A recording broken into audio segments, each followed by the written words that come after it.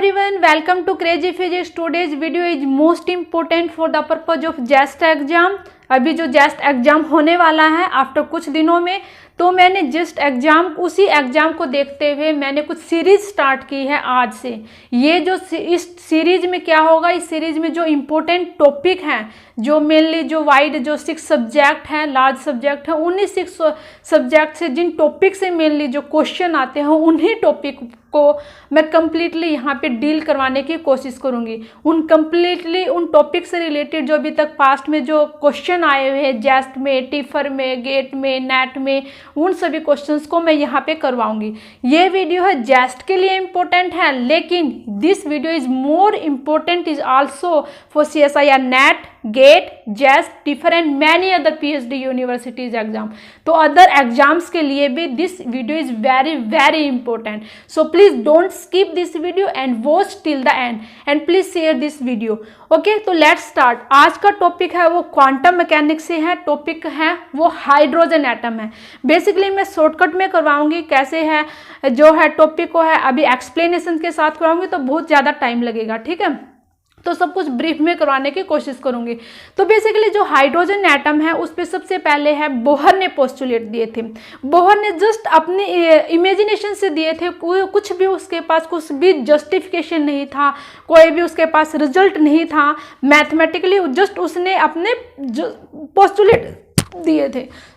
Postulate first कितने postulate दिए थे उसने? 3 पोस्टुलेट दिए थे। फर्स्ट पोस्टुलेट क्या दिया था? Electrons revolves around nucleus in a circular orbitals, right. First postulate ये दिया था। तो इसने क्या कहा था कि इलेक्ट्रॉन्स रिवॉल्व्स करते हैं अराउंड न्यूक्लियस, राइट। यस, ये न्यूक्लियस है। तो यहाँ पे उसने कहा इलेक्ट्रॉन्स हैं वो न्यूक्लियस के चारों तरफ घूमते हैं एक सर्कुलर ऑर्बिटल्स में। अब यहाँ पे ये 2 चार्ज पार्टिकल हैं, both are opposite charge particle. तो यहाँ पे कौन सा फोर्स लगेगा? कुलाम्ब फोर्स लगेगा। इस कुलाम्ब फोर्स को बैलेंस करने के लिए एक अदर फोर्स लगेगा जो कि क्या होगा? सेंट्रीफ्यूगल फोर्स, क्योंकि इलेक्ट्रॉन्स है वो सर्कुलर ऑर्बिटल्स में मूव करता है। और जब भी कोई चीज़ सर्कुलर्स में मूव करती है तब हमारे पास कौन सा फोर्स लगता है? Centrifugal force. तो यहाँ पे जो फर्स्ट पोस्टुलेट है उसका जो मैथमेटिकल स्टेटमेंट है वो क्या है? 1/4πε0 ZE माइनस का E electron divided by r² is equal to mv² upon में r।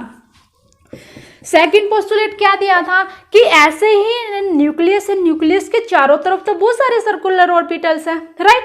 किस इलेक्ट्रॉन है वो किस ऑर्बिटल्स में मूव करेगा?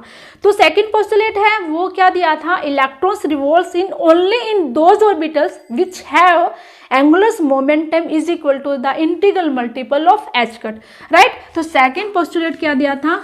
एंगुलर मोमेंटम है वो किसके इक्वल होगा? इंटीग्रल मल्टीपल होगा h कट के, राइट। थर्ड पोस्टुलेट क्या कहा था? थर्ड पोस्टुलेट दिया था कि रेडिएशन और we can say photons emit only in when electron transit from higher energy to lower energy. बहुत सारे ऐसे ही है, जब भी कोई इलेक्ट्रॉन है हायर एनर्जी से लोअर एनर्जी में ट्रांजिट करेगा तब एक हमारे पास क्या होगा? एक रेडिएशन और एक फोटोन एमिट होगी, राइट। क्या होगा हमारे पास? E2 माइनस का E1 is equal to h new.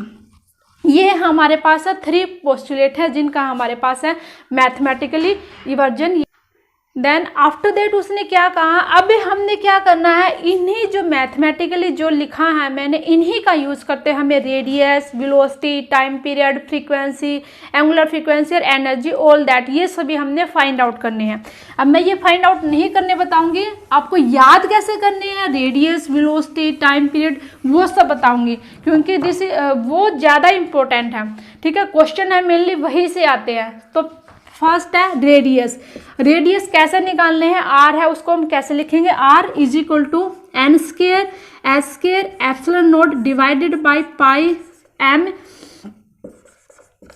e², ऐसे लिखते हैं। ध्यान रखना इसको याद कैसे करना। जो भी n की पावर होगी वही h की पावर होगी। जहाँ पे भी n आता है, चाहे वो न्यूमरेटर में आए चाहे वो डिनोमिनेटर में आए, उसी के साथ ही h आएगा और उसी के साथ ही ε0 आएगा। अच्छा, सेकंड थिंग क्या है? जहाँ पे भी m होगा वहीं पे z होगा और वहीं पे क्या होगी? हमारे पास चार्ज होगा, ठीक है। अब इसको इन दूसरे वे में कैसे लिख सकते हैं?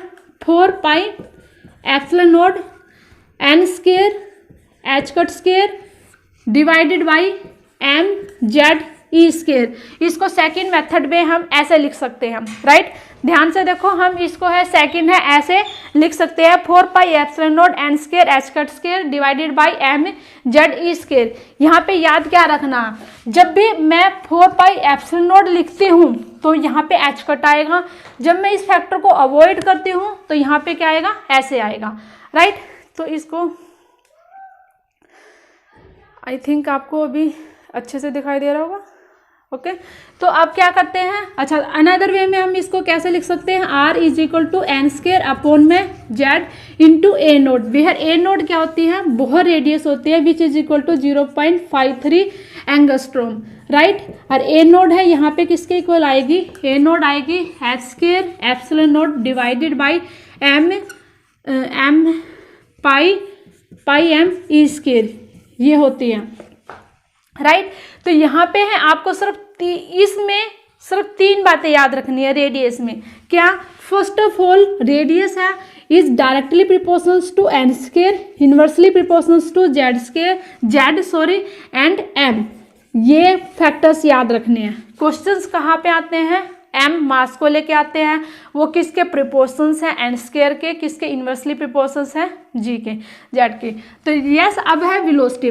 वेलोसिटी कैसे निकालते हैं, वी के पास क्या है, जी है, वी के पास क्या आता है, हमारे पास है जेड आता है, ठीक है। तो वहां पे हम कैसे लिखेंगे, वेलोसिटी है वो किस पे डिपेंड होता है, इंडिपेंडेंट होता है ऑफ मास पे। Velocity is independent of mass. तो यहाँ पे क्या आएगा, E square divided by we है, इसमें ऐसे 2 यहाँ पे इंडिपेंडेंट होता है मास पे, N H epsilon naught, right. मैंने क्या कहा था, जहाँ पे भी ये आ जाता है वहीं पे चार्ज आएगा, वहीं पे मास आएगा। जहाँ पे भी एन आता है उसी के साथ एच आएगा, उसी के साथ एप्सिलॉन नॉट होगी। जो भी एन की पावर होगी वही एच की पावर आएगी। यस, ये है सेकेंड थिंग। अब इसमें वेलोसिटी है इंडिपेंडेंट होता है मास पे, और वेलोसिटी को हम कैसे लिख सकते हैं, जेड अपॉन में एन, राइट। या इसको ये दूसरे वे में हम कैसे लिख सकते हैं वेलोसिटी को, v is equal to Z C alpha upon में एन। वे है जो अल्फा है वो इज इक्वल टू 1 अपॉन में 137 होती है, जो कि है फाइन स्ट्रक्चर्स कांस्टेंट होता है, राइट। अब हमारे पास है ये आ गई। थर्ड है एनर्जी। एनर्जी है वो किसके इक्वल होती है, यहाँ पे जो हमारे पास है बेसिकली एनर्जी है, आपको सभी को पता होती है, हाइड्रोजन में नेगेटिव होती है, जेड स्क्वायर अपॉन में क्या होता है, एन स्क्वायर होता है, राइट। अब यहाँ पे देखो जेड स्क्वायर है तो यहाँ पे एम आएगा, ई स्क्वायर आएगा, डिवाइडेड बाई यहाँ पे क्या आएगा मेरे पास है, एन स्क्वायर आया, एम माइनस का एम जेड स्क्वायर, और यहाँ पे क्या आएगा, sorry, E raise to power 4 आएगा। तो यहाँ पे क्या आएगा मेरे पास है N square H square epsilon naught, इधर क्या आएगा 8 का, एनर्जी में है वो 8 का फैक्टर आता है डिनोमिनेटर में, और एप्सिलॉन नॉट का स्क्वायर, इन सभी का स्क्वायर आएगा। अभी मैं क्या करती हूँ, अगर मैं इसको रीडबर्ग कांस्टेंट के टर्म में लिखती हूँ तो क्या करती हूँ, इसको एच सी से मल्टीप्लाई, एच सी से डिवाइड। तो यहाँ से ये कितना आएगा, माइनस का R infinity H C Z square divided by N square. Where इसकी जो वैल्यू होगी वो कितनी होगी, हमारे पास है M E raise to power 4, H C है मैंने यहाँ पे एज इट इज ले लिया, जेड स्क्वायर है ये आ गया, नेगेटिव ये आ गया, डिवाइडेड बाई कितना आएगा, यहाँ पे 8 आएगा, एन स्क्वायर यहाँ पे लिया, H cube C epsilon naught square, ये होती है रीडबर्ग कांस्टेंट की वैल्यू, राइट है। एनर्जी को हम इस टर्म्स में लिखते हैं। एनर्जी में से हमने सिर्फ क्या क्या याद करना है, कुछ नहीं याद करना, सिर्फ ये याद करना है जेड स्क्वायर के प्रोपोर्शंस, एन स्क्वायर के इनवर्सली प्रोपोर्शंस एंड एम के डायरेक्टली प्रोपोर्शंस, सिर्फ ये फैक्टर्स याद रखना है हमें एनर्जी में। अगर मैं टाइम पीरियड निकालती हूँ, टाइम पीरियड क्या होगा, टाइम पीरियड क्या होता है, डिस्टेंस अपॉन में स्पीड, डिस्टेंस अपॉन में क्या आएगा, स्पीड। अब डिस्टेंस है क्या लिखूंगी, 2 पाई आर अपॉन में वी, वेलोसिटी आर आया, आर है, आर किसके डायरेक्टली प्रोपोर्शंस था, एन स्क्वायर की, तो यहाँ पे है एन स्क्वायर है, एन स्क्वायर। अब यहाँ पे टी है ना, टी है, टी मीन्स 3, तो एन की कितनी पावर आएगी, 3 पावर आएगी, एन की 3 पावर आएगी, ये ध्यान रखना है। एन की पावर क्यूब आएगी, डिवाइडेड बाई क्या आएगा यहाँ पे M Z square, right. Time period में आएगा। फ्रीक्वेंसी है वो क्या होता है, टाइम का रेसिप्रोकल है, तो जस्ट आप यहाँ पे जो फ्रीक्वेंसी होगी वो कितना आएगा, n³ mz²। आपको ऐसे याद रखना है। अब यहाँ पे बेसिकली है क्वेश्चंस कैसे आते हैं, क्वेश्चन है वो ऐसे आते हैं, आपको है हाइड्रोजन की रेडियस है वो पता होगी, और आपको कोई अदर्स एटम दे देगा उसकी है आपको है रेडियस पूछेगा, तो आप रेडियस है कैसे निकालोगे, तो रेडियस है r' है जो दूसरे। अब मैंने क्या बताया था, आप एक कॉर्नर्स में लिख सकते हो, रेडियस है n² के है वो डायरेक्टली प्रोपोर्शनल थी, और डिवाइडेड बाय क्या था, m और z। इसके हमारे पास क्या थी, ये रेडियस इनवर्सली प्रोपोर्शनल थी। तो यहाँ पे जो रेडियस है वो किसके इनवर्सली प्रोपोर्शनल है, मास की। तो अब दूसरी बात यहाँ पे ये है हमारे पास ये कब कंसिडरेशन थी, जब है बोहर ने क्या कहा, बोहर ने 2 कंसिडरेशन ली थी। फर्स्ट, न्यूक्लियस है वो बहुत ज़्यादा इनफाइनाइटली हैवी है, ओनली उसने किसकी कंसिडरेशंस मानी, ओनली इलेक्ट्रॉन्स की। सेकंड क्या कहा कि सेकंड जब उसने लिया कंसिडरेशंस लेके कि इलेक्ट्रॉन जो न्यूक्लियस है उसके पास क्या फाइनाइट मास है, जब इलेक्ट्रॉन न्यूक्लियस के पास जब फाइनाइट मास होगा और एक इलेक्ट्रॉन्स है, जब 2 बॉडी प्रॉब्लम होगी, then we reduce 2 body problems in 1 body problems by the reduce mass concept के द्वारा। तो वहां पे क्या होगा, हमारे पास म्यू आएगा। तो यहाँ पे r है इनवर्सली प्रोपोर्शनल्स है m, तो ये किसके होगा, इनवर्सली प्रोपोर्शनल्स म्यू के। तो यहाँ से r है वो यहाँ पे कितना आएगा, m के। तो बेसिकली r' है वो कैसे निकलेगा, r m में म्यू, राइट। ऐसे यहाँ से ऐसे क्वेश्चन आएंगे। सेकंड थिंग है हमारे पास है जो क्वेश्चन है वो कैसे होंगे, ये होगा जैसे वेलोसिटी है इंडिपेंडेंट था मास पे, तो इस पे क्या आएगा, जस्ट z/n होगा, मतलब ऐसे दे देगा। और थर्ड है जैसे अगर कोई एनर्जी दे दिया, देखो एनर्जी लिखी हुई है, तो यहाँ पे है एनर्जी है वो किसके डायरेक्टली प्रोपोर्शनल्स है m के, तो यहाँ पे E' है = म्यू डिवाइडेड बाई क्या आएगा यहाँ पे E और m। तो यहाँ से कितना आएगा, E' = म्यू में m इंटू E। तो म्यू रेडियोज मास है वो बताएगा कौन सा न्यूक्लियस है, क्या लिया है, पॉजिट्रोनियम है या कुछ और है। एनर्जी वहाँ पे हमारे पास हाइड्रोजन की गिवन होती है, मास हमने यहाँ पे लिखना है, ठीक है। तो हम ऐसे हैं क्वेश्चंस निकाल सकते हैं, ठीक है। अब है अदर्स क्वेश्चंस कैसे आते हैं, ये थी। अब जब हम ना क्या करते हैं, सबसे पहले हैं अब जब हम हाइड्रोजन एटम है, तो इसमें जो हाइड्रोजन एटम है पोटेंशियल है वो कैसी पोटेंशियल है, -1/4 πε0 Z -E राइट। ये जो पोटेंशियल है ये कैसा पोटेंशियल है, सेंट्रल पोटेंशियल। हम कैसा पोटेंशियल है, सेंट्रल पोटेंशियल है, मीन्स ये ओनली r पे डिपेंड है। स्पेरिकल कोऑर्डिनेट्स में हम इसको डील करेंगे क्योंकि ये कांस्टेंट है, हम जो भी लेंगे स्पेरिकल है उसमें कांस्टेंट है ओवरऑल रीजन्स में। तो यहाँ पे स्पेरिकल कोऑर्डिनेट्स हैं psi, r, theta and phi. Second thing, हम पोटेंशियल को देख के ये बताएंगे कि हमने कौन सी श्रोडिंजर्स इक्वेशंस यूज करनी है। पोटेंशियल यहाँ पे क्या है, टाइम इंडिपेंडेंट है, कोई भी टी का फैक्टर इस पोटेंशियल में नहीं है। Then here we will use the time independent Schrodinger's equations, right. जब भी मैं अब उसको डेरिवेशन करती हूँ ना इसका हाइड्रोजन एटम का, तो डेरिवेशंस में ना तो मुझे क्या यूज करना है, एक कहीं ना कहीं वहाँ पे एक इम्पोर्टेंट बात आती है डेरिवेशंस में, और उस डेरिवेशन से रिलेटेड है कुछ क्वेश्चन आते हैं। क्वेश्चन कैसे आते हैं, और इक्विवेलेंट ऑपरेटर डेरिवेशंस में अगर आप करोगे तो वहाँ पे एक इक्विवेलेंट ऑपरेटर यूज होगा। उसको इक्विवेलेंट ऑपरेटर को कैसे डील करते हैं, देखो जो भी हमारे पास गिवन हो, ठीक है, उस पे सबसे पहले जैसे मैंने कुछ भी ये जस्ट एक एग्जाम्पल लिया है, ठीक है, ये एक दिया है इक्विवेलेंट ऑपरेटर है, इसको ये साई है। सबसे पहले इस जो ये साई है इसको इससे मल्टीप्लाई करना है, ठीक है। कैसे करना है, x प्लस का d/dx, x Sai d psi dx। इसी टॉपिक से रिलेटेड है, जेस्ट में क्वेश्चन आया हुआ है, वो क्वेश्चंस भी बताऊंगी। देखो कैसे करना। अब आप क्या है इसको मल्टीप्लाई करो अंदर, तो कैसे करोगे, x² Sai x d psi dx plus का d/dx x साई प्लस का d2 साई dx2, राइट। अब क्या करोगे आप, अब इसका है डेरिवेटिव ओपन करो, यहाँ पे x as it is d psi dx plus का यहाँ पे क्या किया मैंने एक्स को, अब मैं एक्स के रिस्पेक्ट में करूँगी तो यहाँ पे कितना आ जाएगा, साई आ जाएगा। तो यहाँ पे कितना आ जाएगा, एक्स टू साई। अब यहाँ पे एक फैक्टर ये 2x डी साई अपॉन में डी एक्स प्लस का d2 साई अपॉन में dx2 प्लस का ये साई। तो यहाँ पे मैं अगर साई को बाहर लिखूँ तो कैसे लिखूँगी, ऐसे, यहाँ से भी साई, ये वाला साई। तो ये होगा इक्विवेलेंट ऑपरेटर। ठीक है, क्या इंक डाल लिया अभी। तो अभी चलते हैं, अभी जेस्ट में जो कौन सा क्वेश्चन आया था उस क्वेश्चन को करते हैं। कुछ नहीं करना है इसमें, जो भी ऑपरेटर है, जो भी हमारे पास फंक्शन गिवन है उस फंक्शंस को पहले है मल्टीप्लाई करना है, फिर जैसे है डेरिवेटिव करना है उसको मल्टीप्लाई में, जैसे भी जो भी जैसे यहाँ पे आया था डेरिवेटिव का फैक्टर उसको ओपन करना है एट दैट्स इट। और ये वाला कॉन्सेप्ट है हमारे पास हाइड्रोजन के डेरिवेशंस में भी यूज होता है। ठीक है, अब जस्ट में जो क्वेश्चन आया हुआ था वो क्वेश्चन है डी अपॉन में डी एक्स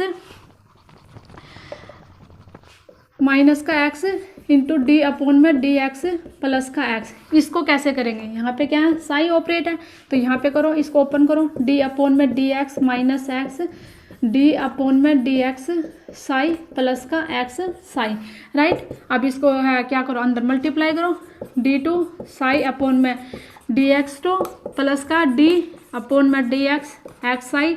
जस्ट मैं मल्टीप्लाई कर रही हूँ और कुछ नहीं, dx माइनस का एक्स स्क्वायर साई। इस डेरिवेटिव को ओपन करो, यहाँ पे कितना आएगा, एक्स डी साई अपॉन में डी एक्स प्लस का साई।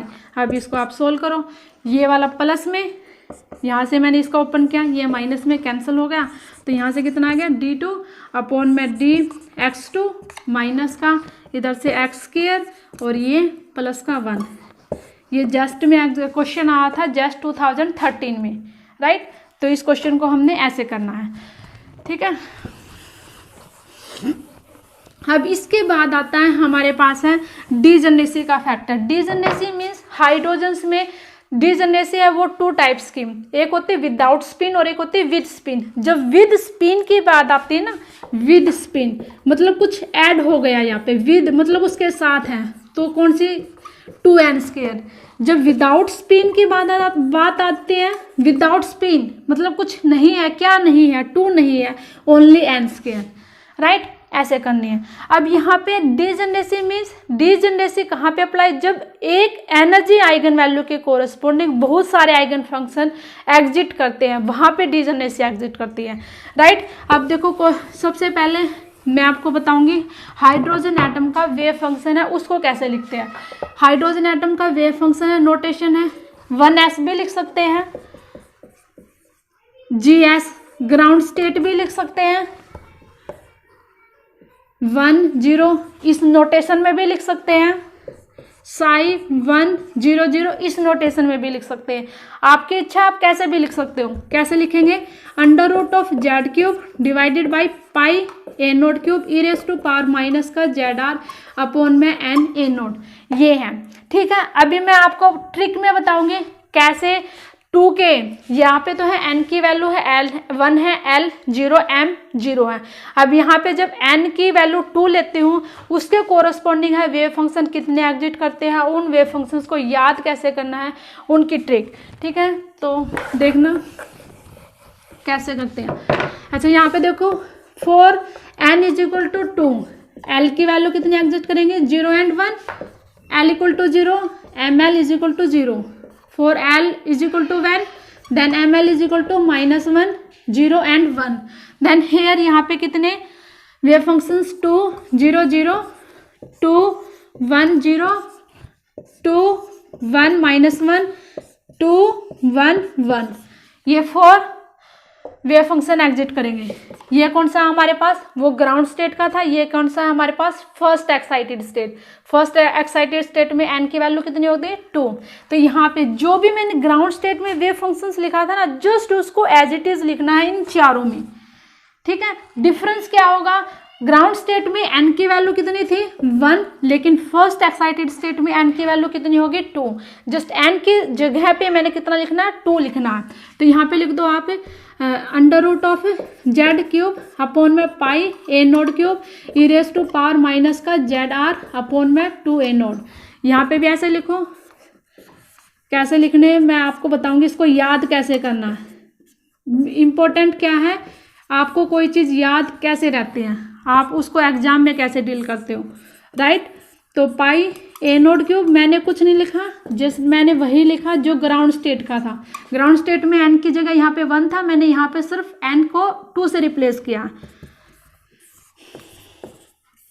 पाई A naught cube E raise to power minus का जेड आर अपॉन में 2 ए नोट, राइट। अब यहाँ पे क्या करना है, जहाँ पे 0 आते हैं ना एम की वैल्यू, जहाँ पे एम एल की वैल्यू 0 है वहाँ पे है कॉन्स्टेंट में 32 रखना है। यहाँ पे भी 0 है, यहाँ पे भी 0 है, और जहाँ पे 0 नहीं है 1 1 है, यहाँ पे क्या रखना है, इस 32 का डबल, राइट। 64 आ गया। अब क्या करना है, यहाँ पे ध्यान से सुनना, जो भी जहाँ पे भी एल, ये एन की वैल्यू, ये एल की वैल्यू, ये एम की वैल्यू, जब एल और एम की वैल्यू दोनों सेम हो, क्या बताया मैंने, एल और एम की वैल्यू जब दोनों सेम हो, यहाँ पे भी सेम है, यहाँ पे भी सेम है, यहाँ पे भी सेम है, ओनली मैंने मैग्नीट्यूड देखना है, वहाँ पे क्या आएगी, साइन की टर्म आएगी। क्या आएगी, ट्रिग्नोमेट्री में साइन थीटा की टर्म आएगी, और कितनी पावर होगी उसकी, जो एल की वैल्यू होगी। यहाँ पे एल की वैल्यू 0 है तो यहाँ पे साइन में 0 आएगी, यहाँ पे 1 है तो यहाँ पे एल की टर्म आएगी। लेकिन जब एल और एम की वैल्यू डिफरेंट होती है तब ट्रिग्नोमेट्री में हम कौन सी टर्म लिखेंगे, कोस थीटा की। समझ गए मैंने क्या कहा, मैंने क्या कहा, एल और एम की जब सेम है मैग्नीट्यूड में तब हम साइन थीटा लिखेंगे, जब दोनों डिफरेंट है तब हम कोस थीटा लिखेंगे। तो यहाँ पे देखो डिफरेंट ओनली इसमें है, तो इसमें है, मैं यहाँ पे क्या लिखूंगी, कोस थीटा लिखूंगी।